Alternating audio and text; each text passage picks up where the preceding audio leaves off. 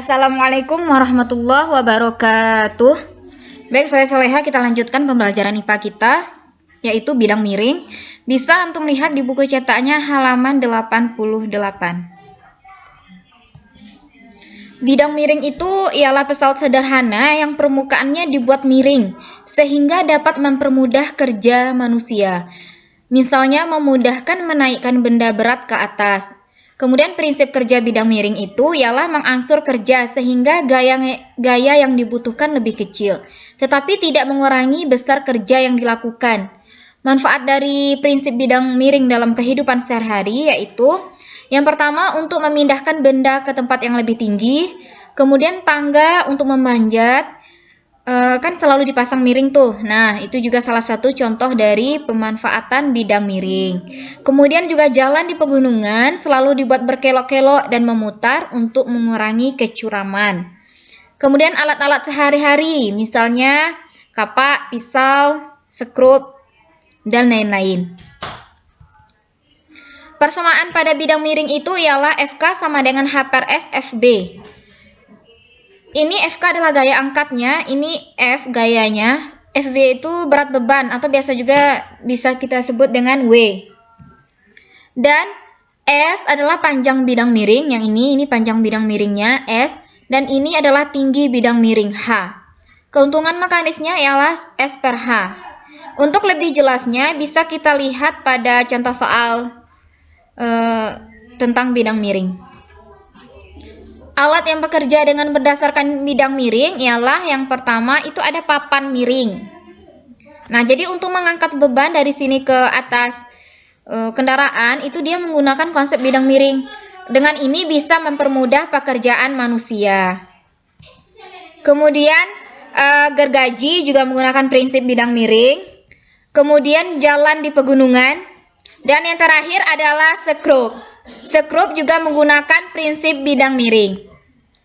Berikut adalah contoh soal dari bidang miring. Ini memindahkan suatu beban ke atas kendaraan. Di sini sudah dikatakan ini WF-nya. Ini 100 Newton. Ini adalah berat beban. Ini tinggi jarak panjang dari bidang miringnya 5 meter dan ini dari tinggi bidang miringnya. Pertanyaannya ialah hitunglah gaya yang diperlukan untuk mendorong beban tersebut.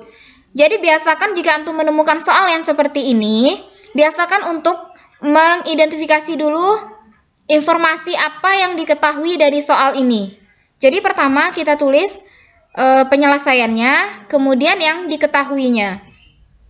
Oke, yang diketahuinya H sama dengan 3. Yang tadi Ustazah bilang ini adalah H-nya, yaitu tinggi bidang miringnya 3. Kemudian S, ini adalah panjang bidang miringnya 5 meter. Dan ini W, 100 Newton. Atau FB kalau di rumus kita tadi.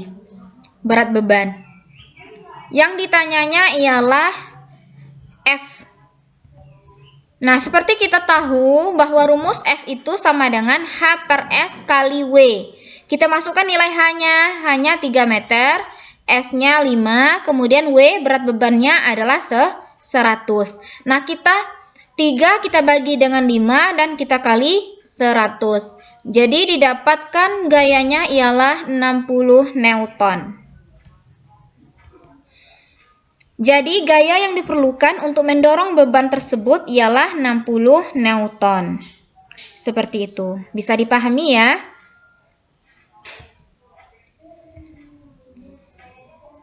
Oke, berikut tugasnya. Yang pertama, mengapa jalan dibelokkan dibuat miring? Nah, mengapa jalan pada saat berbelok itu dia cenderung dibuat miring? Mengapa? Tulis alasannya di buku latihannya ya. Dan jangan lupa juga ditulis soalnya. Kemudian untuk soal nomor 2, itu buku cetak halaman 101.